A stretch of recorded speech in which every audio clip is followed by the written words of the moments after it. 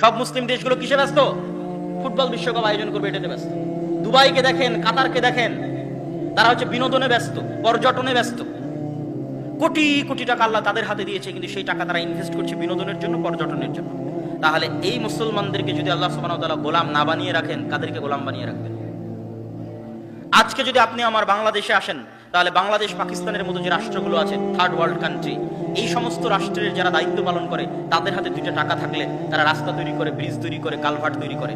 তাদেরকে জিজ্ঞেস করেন দেখি যে কোনো বড় কোনো প্রজেক্ট জ্ঞান এবং গবেষণার জন্য আছে কিনা। বিশ্ব বাদ দেন, দক্ষিণ এশিয়ার মধ্যেও ঢাকা ইউনিভার্সিটির নাম প্রথম তালিকায়, প্রথম লিস্টে নাই, বুয়েটের নাম নাই, সারা পৃথিবীর 1000 বিশ্ববিদ্যালয়ের মধ্যে নাই। কেন? জ্ঞান এবং গবেষণার জন্য বরাদ্দ নাই। জ্ঞান এবং গবেষণা নিয়ে কেউ চিন্তা করে না, প্রয়োজনও নয়। কেননা মদখোর, নেশাখোর, জুয়াখোর লালন পালন করলেই ক্ষমতায় টিকে থাকা যাবে। মদখোর, নেশাখোর